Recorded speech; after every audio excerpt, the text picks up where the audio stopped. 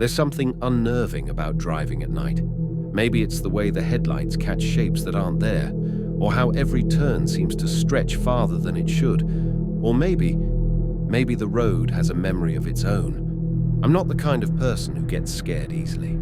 I've worked night shifts for most of my adult life. Hospitals, construction sites, warehouses. I've driven through back roads, mountain passes, and desolate highways at all hours. But what happened that night changed me.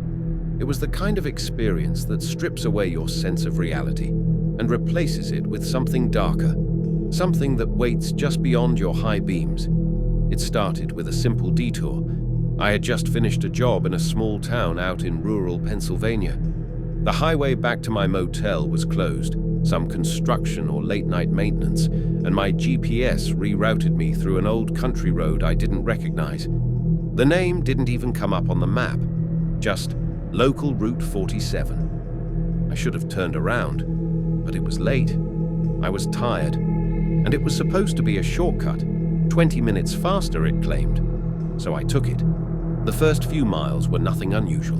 No streetlights, just trees on either side, and the rhythmic thud of tires over uneven asphalt. My headlights barely lit up the road ahead, and the darkness beyond them felt thick, like it was swallowing everything whole. Then, things got strange. It began with the signs. Old, rusted road signs kept appearing every mile or so. Not stop signs, not speed limits, just strange warnings. One read, "Do not exit vehicle after dark." Another, "Stay on the road." I laughed nervously the first time. Some rural prank, I figured. Kids stealing old signs and planting weird messages for a scare. But the deeper I went, the more unsettling they became. "It knows you're here." "The road ends when you stop. Don't look in the mirror." I stopped laughing. I turned off the radio, my hands gripped the wheel tighter. The GPS showed no other routes now, just that single red line stretching forward with no upcoming turns. The forest on either side grew denser. The trees leaned in unnaturally close, as if trying to press into the road, and the air inside the car felt heavy, like the pressure you feel underwater. Then the fog rolled in. Out of nowhere, a thick wall of mist swept across the road. I slowed down, squinting to see more than 10 feet ahead. The fog wasn't normal. It didn't move or swirl. It just hung there, motionless, suffocating. That's when I saw it. A figure, standing on the side of the road, just barely visible through the fog, not waving, not moving, just watching. I swerved slightly, startled. My eyes darted back to the side mirror, reflex, but nothing was there. I let out a shaky breath and tried to keep driving. 5 minutes later, another figure.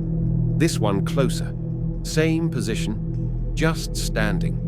Almost like a silhouette cut out of the fog itself. No details, no clothes, no face, just the impression of a person. This time, I didn't look in the mirror. The car felt colder now. My breath began to fog the inside of the windshield. I turned the heater on, but it didn't help. And then my radio crackled. It turned on by itself, just static at first. Then a voice, faint and broken. "Stop. Watching. It's behind." Then silence. Dead air. I turned the radio off manually, trying to ignore the chill creeping down my spine. My gut told me something was deeply wrong with this road. Something old, something that didn't want me here. I tried turning around, but when I pulled off slightly to U-turn, the car shook, like something had grabbed the tires. The engine sputtered, the lights dimmed. Panicked, I jerked the wheel forward again. The road behind me was gone, completely swallowed by darkness and fog. Only the way ahead remained. That's when I realized I was trapped. There was no going back, only forward. I kept driving. More signs appeared, but now they didn't make sense. "Don't think its name. The trees hear you. Stay awake. Stay awake. Stay awake." My eyes were starting to strain. The fog and the darkness felt like they were pressing in. I couldn't tell if I was still on Earth anymore. The forest looked wrong now, twisted, unnatural, like it had grown from bad dreams instead of soil. Then something moved across the road, a blur, fast, low to the ground. I slammed the brakes and skidded, nearly hitting it. I stopped the car, heart pounding, and for some reason, I opened the window just a crack. Silence. Then, whispering. Dozens of overlapping whispers. Like voices just outside understanding, urgent, angry, starving. I shut the window, started driving again, faster now, but the road wouldn't end. The GPS froze, then reset. ETA, 6 hours. I had already been driving for over an hour. It was supposed to be a 20-minute shortcut. My phone wouldn't work. No signal. No battery percentage. It just blinked out. Then I saw another vehicle up ahead, a rusted old pickup truck pulled over to the side.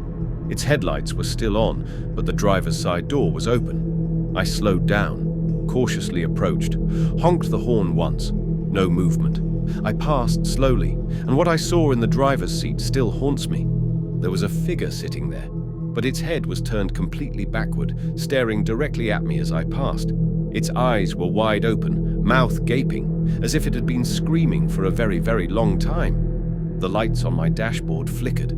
My hands started trembling. I pressed the gas pedal harder, but the road wouldn't end.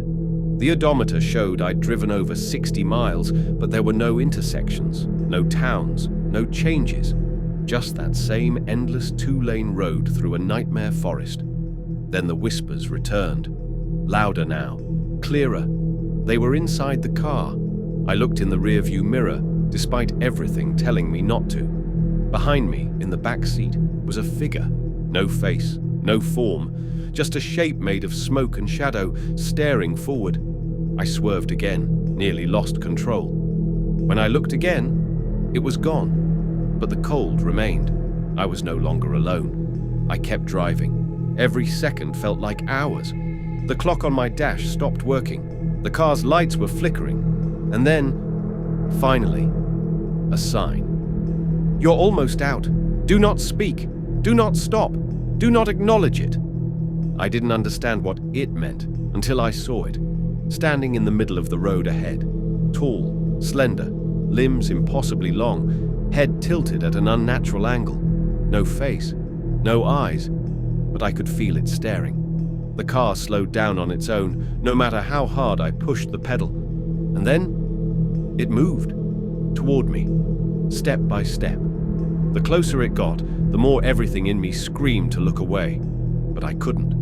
I was frozen in place, headlights dimming, fog thickening, until something inside me snapped. I screamed, slammed the gas, gritted my teeth, and drove straight through it. There was no impact, just cold. A cold so deep it felt like death itself passed through me. Then everything went black. When I woke up, I was parked on the side of a gas station, engine still running. The sun was just rising. I stumbled out, shaking, gasping for air. My phone was working again. The GPS showed I was only 2 miles from my motel. The road I'd taken didn't exist. No record of Route 47, no detour, no construction. Just the same clean stretch of highway I should have been on all along. No one believes me when I tell them. They say I must have fallen asleep behind the wheel, hallucinated the whole thing. But I know what I experienced. The cold never fully left. Sometimes when I drive at night, I still see signs that aren't there. And in my mirror, every now and then, I swear I see something sitting in the back seat, waiting.